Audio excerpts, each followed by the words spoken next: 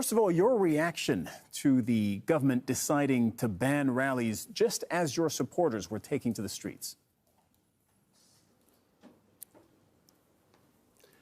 Well, just to give you the background, the Supreme Court asked the President of Pakistan to fix an election date. That date is fixed for the 30th of April, so which means 50 days left. So my party decided to do an open our election campaign by a rally in Lahore today. The police had given us permission. They had approved the route of the rally. And suddenly this morning, the permission was taken away, but not just taken away. We had these heavy contingents of police, and these people coming to attend a peaceful rally were hit with tear gas shells, water cannon with some chemical in it, which people are still recovering from. And then police just charging these protesters, breaking their cars, and so many people got injured. But one, Bilal, this guy was killed in police custody. How do you interpret what you're describing as this government back and forth on the rules about holding a rally?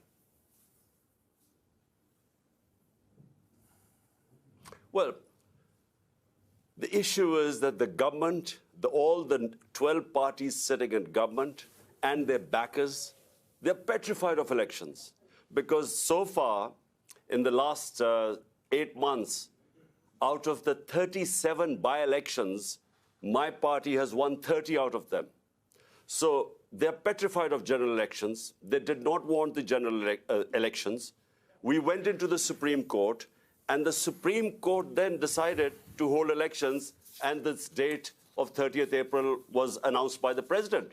So we were just going according to our schedule to start our election campaign. But it is clear that the government does not want election. The parties sitting in the government, they want to get out of the election. So my worry is that the idea was to create a law and order situation today, and we really restrained our workers. We called off the rally because we were scared that there would be people killed, and that would be used as a pretext to get out of the elections. Some might answer that while the government is perhaps afraid of the upcoming elections, you're also afraid of complying with judicial rules. The police did show up at your house in Lahore only a few days ago to arrest you, to compel you to show up in court, and you evaded arrest. Well, let me tell you something. So far, there are 76 cases against me. I'm charged for terrorism, charged for blasphemy, charged for sedition in these 77 cases. And these cases have been made in the last few months. So I've been going from one courtroom to the other. What happened was when I was shot, this assassination attempt on me, for 4 months, my leg wasn't, I had 3 bullets in my leg, so I couldn't go out of my house. So that's when they started, the cases mounted. They wanted to me appear in courts. And so it's just a question of how do you deal with 77 cases? I mean, how many court appearances do you make? So it is just one other way of getting me out of the way to contest the elections. So they want either to imprison me or to disqualify me because they are scared that my party, thanks to the Almighty, is one of the most popular party in Pakistan's history. So because they're scared, that's why they're trying to find ways either to get out of elections or get me out of the way.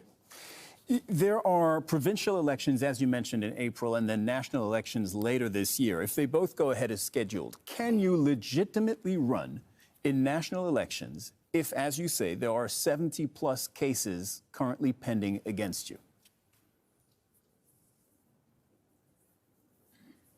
All the cases, I'm afraid, are frivolous. Whenever they go into a court of law, these cases will be dismissed. Now imagine, I just give you an example. There's a terrorism. I'm supposed to have committed terrorism. Sir, sorry to interrupt, but if that's the case, and if that's what you believe, why didn't you show up in court? Because I couldn't show up in court. There were reasons why I was injured. So for a lot of time, for 4 months, house-ridden. I couldn't really, my leg wasn't, the doctors would not allow me to travel.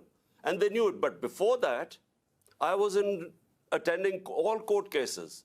But it's only since I was shot, that's when I didn't attend courts. And since then, I have again. But look, it's physically not possible to attend so many court cases. So my lawyers are trying to sort of work out a schedule. The second problem is security. My life is under threat because the people who try to assassinate me are in power. And so we've asked from the courts, we want protection. The court must give me protection before I can appear in courts. Because, I repeat, the people who I have nominated in my assassination attempt are sitting in power.